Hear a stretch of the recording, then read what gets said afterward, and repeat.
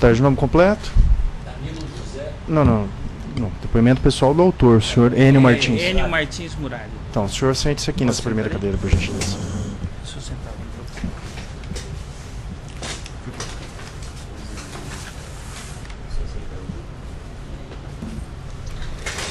Puxa o microfone. Não. Posso começar? Pode. O examinador não ouve deferimento. Sim, pode. Claro. Pode ir, se não fica com as Excelência, não há um indeferimento da oitiva do... Foi deferido só do autor, doutor, não houve recurso. Ok. Nome completo? Enio Martins Murad. Profissão? Advogado e professor. Endereço? Rua Júlio Dittmann, 623. Certo.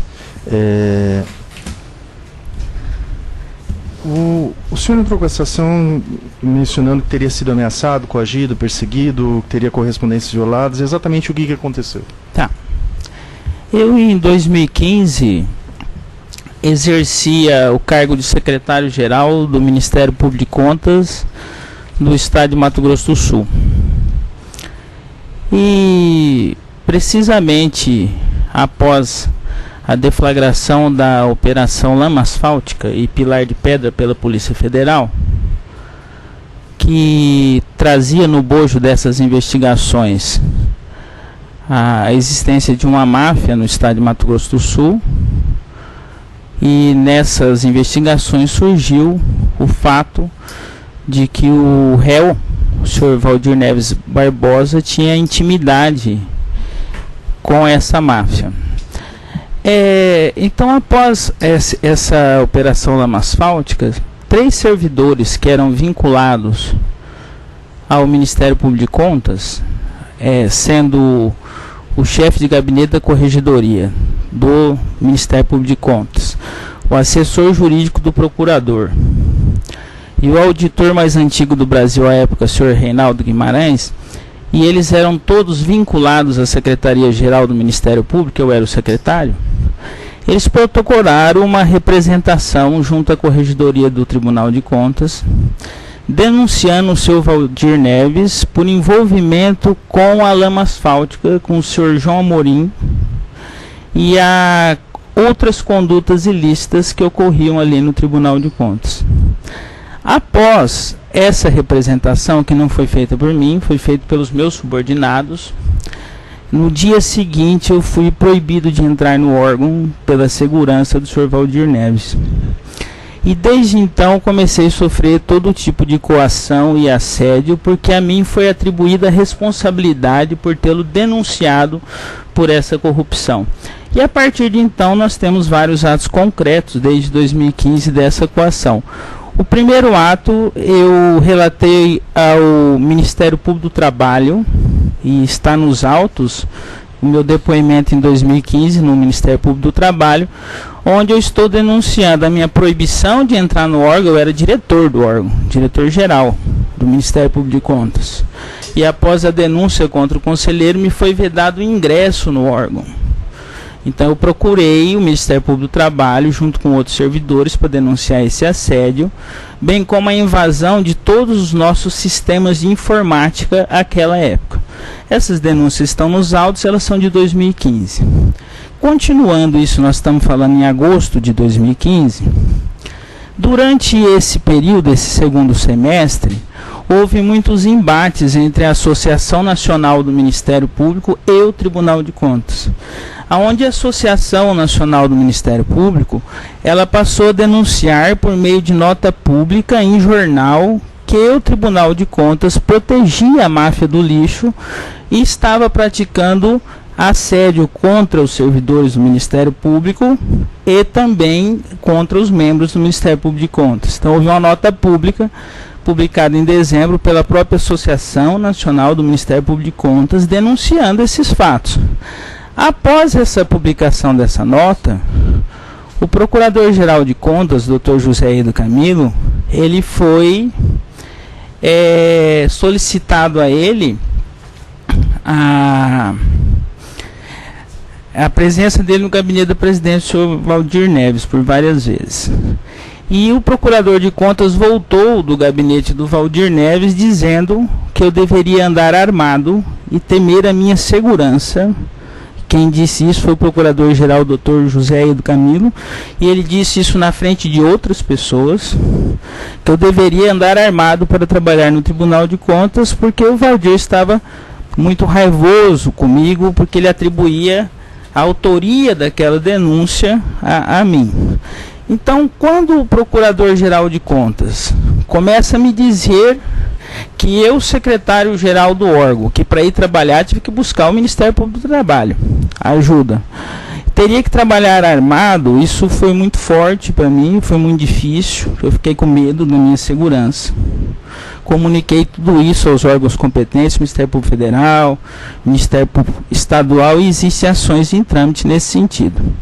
Então eu me senti ameaçado e coagido, porque se eu tenho que andar armado é porque alguém quer liquidar com a minha vida. Então, ouvi do próprio Procurador-Geral de Contas de Mato Grosso do Sul que o presidente do Tribunal de Contas, em razão de ser ligado à máfia do lixo, ao João Amorim, estaria ameaçando a minha segurança porque os servidores do Ministério Público de Contas estavam fazendo o seu ofício, o seu trabalho, que é o cumprimento da lei, a fiscalização dos contratos. Então, enfim, desde a assunção da posse do Valdir Neves como presidente do tribunal, ele sempre se dedicou a proteger o contrato do lixo e outras questões que envolvem a lama asfáltica. E sempre que o Ministério Público de Contas ia intervir como órgão nessas questões, nós éramos ameaçados, e até que então, quando foi em dezembro, eu pedi minha exoneração do cargo de secretário-geral por temer a minha segurança e essas ameaças que eu sofri. Eu já saindo do órgão, quando foi em 2017, eu estava viajando, eu saí do órgão, não me interessei por nada mais lá, tomei as providências junto ao Ministério Público do Trabalho, ao Ministério Público Estadual, ao Ministério Público Federal, de tudo que aquilo que está acontecendo, e essas ações estão em trâmite, da proteção do tribunal, o grupo do João Amorim.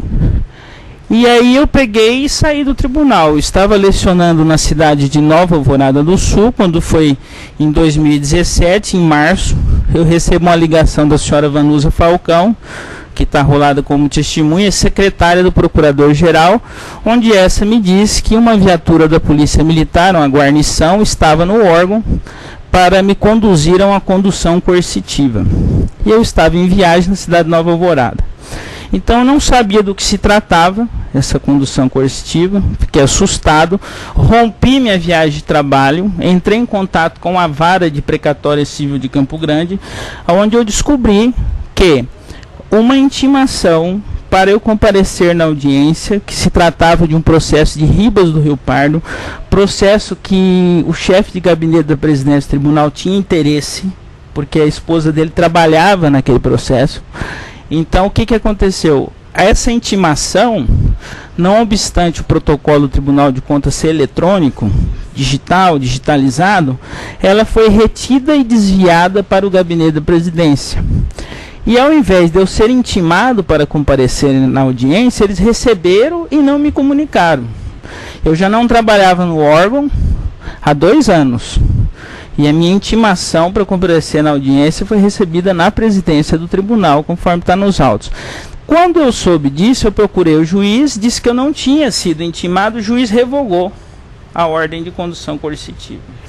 Pois bem, quando eu cheguei em Campo Grande, olhei o processo, vi do que se tratava e percebi que de 2015 a 2017 minha correspondência continua sendo violada. Eu denunciei isso em 2015 e novamente ocorreu em 2017. Por que havia essa violação? Porque eles tinham medo do meu comparecimento nessa audiência. A audiência se tratava de Ribas do Rio Pardo. Muito embora esposa de funcionário de Tribunal de Contas não pode exercer advocacia de interesses de membros no Tribunal de Contas, nesse caso específico, a esposa do senhor Nelson Brandão, chefe de gabinete da presidência, ela era advogada da parte interessada nesse processo que foi extraviada a correspondência. Então havia ali um interesse proposital, não foi uma ficção científica isso, porque a esposa do seu Nelson, dona Magali, ela advogava para os interesses da prefeitura de Ribas do Rio Pardo, que era um município da onde eu tinha que prestar um depoimento que envolvia lá uma corrupção daquela cidade. Então houve isso em 2017. Quando houve isso em 2017, eu procurei novamente o Ministério Público Federal para comunicar essa violação de correspondência, e também foi aberto procedimentos nesse sentido, e tanto no Ministério Público do Estado quanto Federal, para apurar esses fatos. Mas ainda em 2018 houve um novo assédio, já com a distribuição dessa demanda. Essa demanda ela foi distribuída em 2017, mas quando foi no mês de julho de 2018, o presidente Valdir Neves, o réu, ele procurou meu sócio e parceiro de escritório, doutor Abdala Jalad, e perguntou o que eu queria com essa ação. E começaram a intermediar uma espécie de negociação em cima disso. Essa negociação não vingou.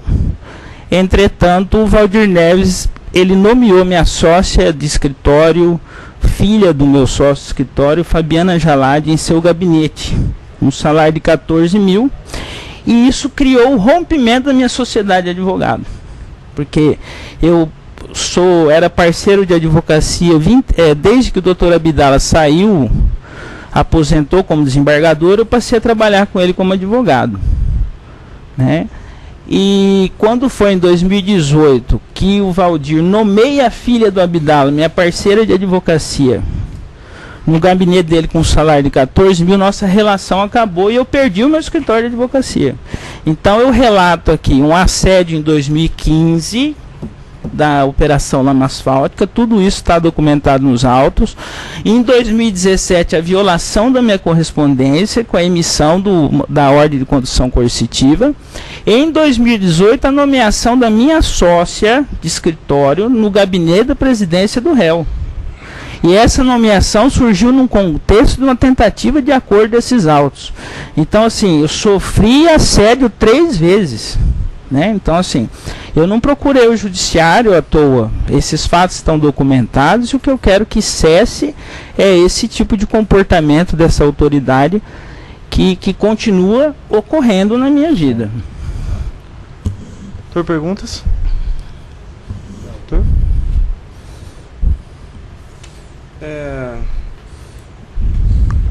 Bom, primeiro assim, fica até complicado às vezes exercer uma grande contraposição, porque na inicial o relato é, na verdade, referente a um extravio de uma correspondência no Tribunal de Contas. Na verdade, então, assim, eu gostaria de esclarecer,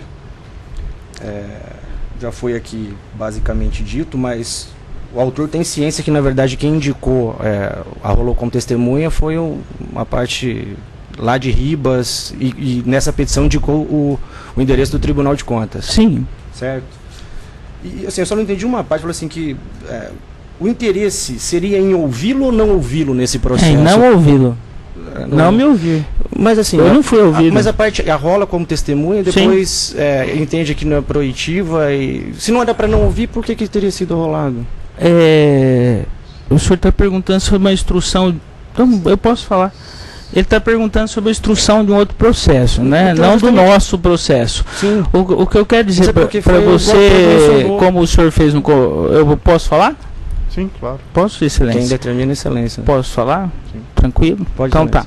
Primeiro, o senhor fez uma observação que não tem como me perguntar, porque a petição fala da violação de correspondência. Eu devia ler o despacho saneador com mais atenção, porque ele relata todo o mérito da causa e tudo que nós estamos tratando aqui, e não se trata da violação de correspondência por si só. A inicial não tem menção, né? Nada além disso. Não. Tem menção expressa.